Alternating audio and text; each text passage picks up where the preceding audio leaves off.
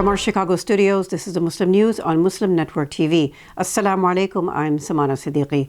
Our top story tonight. The U.S. Census Bureau reports the child poverty rate increased to about 12% in 2022, more than doubling from a little over 5% the previous year. The overall poverty rate increased to more than 12% last year, indicating that more than 37 million Americans live in poverty. Experts say the dramatic increase in child poverty is due to the expiration of the enhanced child tax credit from the American Rescue Plan. This plan provided families with up to $300 per month for each child. Republicans in Congress opposed extending the expanded child tax credit. Although most families use the funds for essentials such as food and rent, Democratic Senator Joe Manchin, who originally supported the Relief Act, opposed its extension. He suggested, without evidence, that some parents might spend the extra money on drugs. The program's termination led to the predicted increase in child poverty, the highest increase recorded in a single year. A group of Minnesota voters has filed a lawsuit seeking to bar former President Donald Trump from the 2024 presidential election. The lawsuit was filed in the Minnesota Supreme Court on Tuesday by legal advocacy group Free Speech for People. It argues that Trump is disqualified from holding office under the 14th Amendment to the Constitution. That law prohibits anyone who has taken an oath to uphold the U.S. Constitution and then incited insurrection or rebellion from holding civil or military office. The lawsuit cites Trump's actions in the run-up to the January 6, 2021 attacks, when a mob of his supporters stormed the U.S. Capitol to overturn the results of the 2020 election. Plaintiffs argue Trump's actions amounted to inciting a riot. Experts say the suit's filing is a sign of growing momentum in efforts to prevent Trump from running again. It is the latest in a series of legal challenges to Trump's eligibility to run. In July, a group of voters filed a similar lawsuit in Colorado.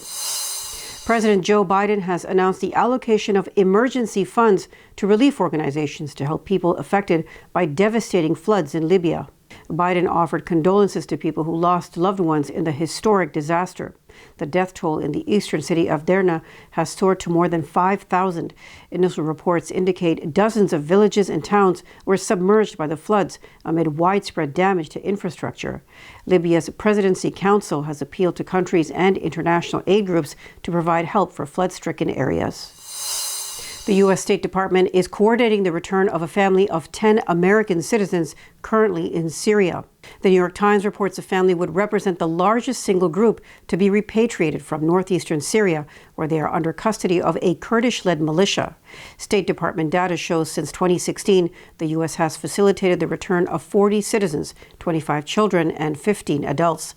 The family includes 49-year-old Brandy Salman and her 9 children between the ages of 6 and 25. It is believed all family members were born in the U.S. The Times report suggests Salman and her children were taken to ISIS territory around 2016 by her Turkish husband. He was later killed. The centers in northeastern Syria are known for detaining families of suspected ISIS affiliates. The extent of the family's association with ISIS before its downfall remains uncertain. The United States says it does not recognize the elections held by Armenians in Azerbaijan's Karabakh region. On Saturday, separatist Armenians in the area held self-proclaimed elections to elect a new separatist president. The move was condemned by many countries, including Azerbaijan, Turkey, the United Kingdom, and the European Union. State Department spokesman Matthew Miller says the U.S. does not recognize Karabakh as an independent and sovereign state. He adds that the U.S. would continue to strongly support Armenia's and Azerbaijan's efforts to resolve outstanding issues through direct dialogue. We're bringing more news stories after the break, so stay tuned, and we'll be right back.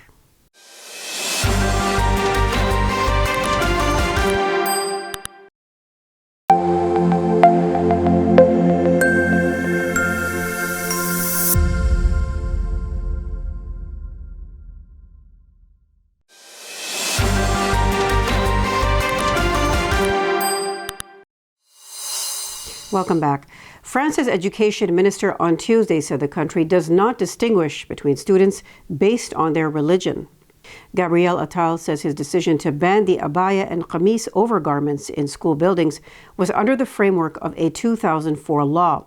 In an interview with Andalou news agency, he says the top French court also upheld his decision.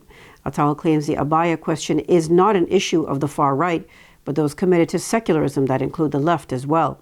Last month, the minister announced a ban on the abaya, a loose, full-length robe worn by some Muslim women, at the start of the new school term, which began on September 4th. Despite the new rule, close to 300 students arrived at schools in various parts of the country wearing the garment. 67 students refused to remove it. Bosnian police have arrested 5 former Serb soldiers suspected of participating in the 1995 genocide in Srebrenica.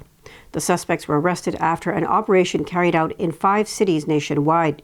More than 8,000 Bosnian Muslims were killed when Serb forces attacked the eastern town of Srebrenica in July 1995. Serb forces were trying to wrest territory from Bosnian Muslims and Croats to form a state. The UN Security Council declared Srebrenica a safe area in the spring of 1993. But troops led by General Ratko Mladic, who was later found guilty of war crimes and crimes against humanity and genocide, overran the UN zone. The bodies of victims have been found from 570 places across the country. In 2007, the International Court of Justice in The Hague ruled genocide had been committed in Srebrenica. The head of the UN's Human Rights Panel said Tuesday hundreds of civilians have been killed in ethnically motivated attacks in Sudan's West Darfur region. These were perpetrated by Sudan's paramilitary Rapid Support Forces and allied militias. They were primarily directed against the non-Arab Masalit people. The paramilitary forces denied the allegations, but the UN says it has credible evidence. UN High Commissioner for Human Rights Volker Turk told the Human Rights Council in Geneva that attacks had occurred in at least 8 locations.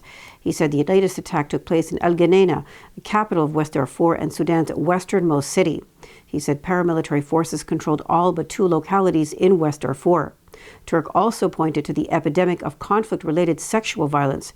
He said his office has received credible reports of 45 cases involving at least 95 victims, including 75 women, 1 man, and 19 children.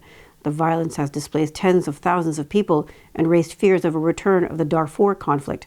That killed an estimated 300,000 people and displaced 2 million between 2003 and 2008.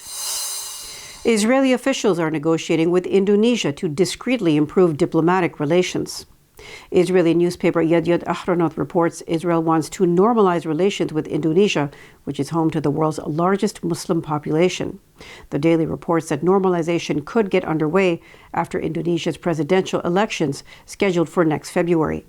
Current Indonesian President Joko Widodo, who cannot run for a 3rd term, has consistently spoken out against Israel.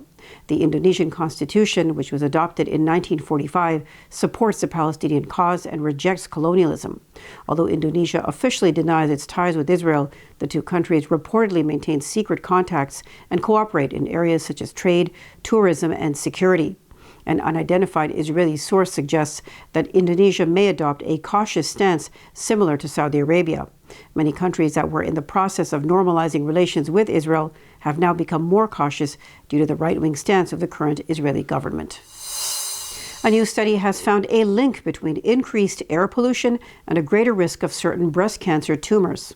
The U.S. National Institute of Environmental Health Sciences and the National Cancer Institute analyzed data from more than 500,000 people from 6 states and 2 metropolitan areas.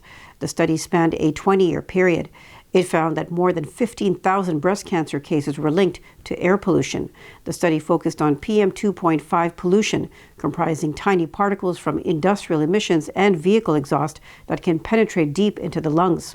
These particles are known to worsen respiratory problems, cause cardiac arrhythmias, and trigger non-fatal heart attacks.